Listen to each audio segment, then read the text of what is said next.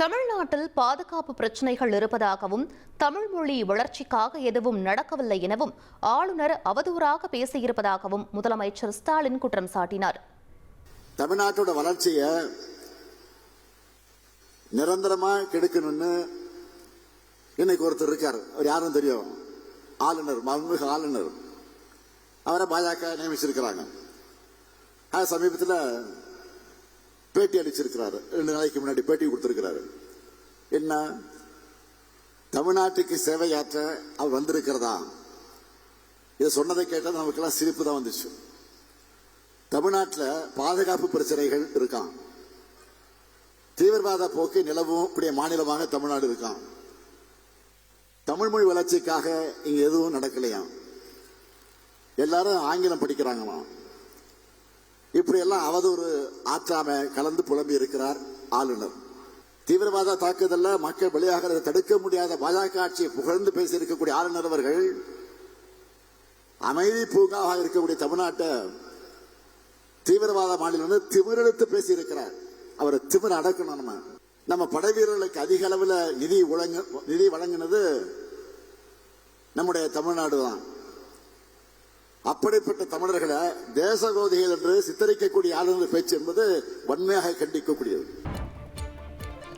சென்னை, திருவள்ளூர், காஞ்சிபுரம் உள்ளிட்ட பல்வேறு மாவட்டங்களுக்கு வரும் நாளை முதல் ஞாயிற்றுக்கிழமை வரை கனமழை எச்சரிக்கை விடுக்கப்பட்டுள்ள நிலையில் மாவட்ட ஆட்சியர்களுடன் முதலமைச்சர் ஸ்டாலின் இன்று ஆலோசனை மேற்கொள்ளவுள்ளார்.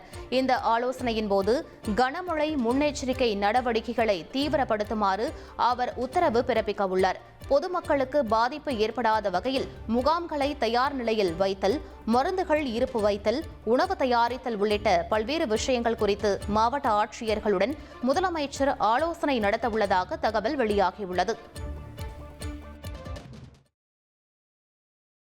சென்னையில் மெட்ரோ ரயில்களில் பயணிகள் கூட்டம் அதிகரித்து வருவதால் 4 பெட்டிகளை கொண்ட மெட்ரோ ரயிலுக்கு மாற்றாக 6 பெட்டிகளுடன் 28 ரயில்களை வாங்க மெட்ரோ ரயில் நிர்வாகம் முடிவு செய்துள்ளது. சென்னையில் 4 பெட்டிகளை கொண்ட 45 மெட்ரோ ரயில்கள் தினசரி இயக்கப்படுவதால் மாதந்தோறும் சராசரியாக 90 லட்சம் முதல் 1 கோடி பேர் வரை பயணம் மேற்கொள்கிறார்கள். அலுவலக நேரங்களில் மெட்ரோ கதவுகளை மூட முடியாத அளவுக்கு பயணிகள் கூட்டம் அதிகரித்திருப்பதால் சில சமயங்களில் ரயில்களை இயக்க சிரமமும் ஏற்படுகிறது. எனவே 2030 கோடி ரூபாய் செலவில் 6 பெட்டிகளை கொண்ட 28 ரயில்களை வாங்க மெட்ரோ ரயில் நிர்வாகம் முடிவு செய்துள்ளது. இந்த ரயில்கள் அடுத்த 2.5 ஆண்டுகளில் பயன்பாட்டிற்கு வர உள்ளன.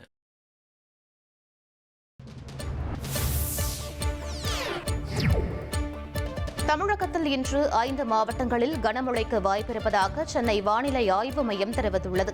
அதன்படி ராமநாதபுரம், புதுக்கோட்டை, தஞ்சாவூர், திருவாரூர் மற்றும் நாகப்பட்டினம் ஆகிய மாவட்டங்களில் ஓரிரு இடங்களில் இன்று கனமழைக்கு வாய்ப்பிருப்பதாக தெரிவிக்கப்பட்டுள்ளது.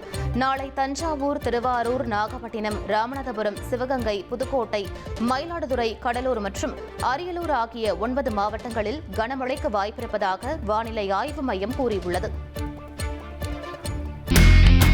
இனி செல்லும் இடமெல்லாம் செய்தி. தந்தி டிவியின் வாட்ஸ்அப் சேனலை ஃபாலோ பண்ணினா செல்ல இருக்கும் இடமெல்லாம் செய்தி. இதோ QR கோட், இப்பவே ஸ்கேன் பண்ணுங்க, ஃபாலோ பண்ணுங்க.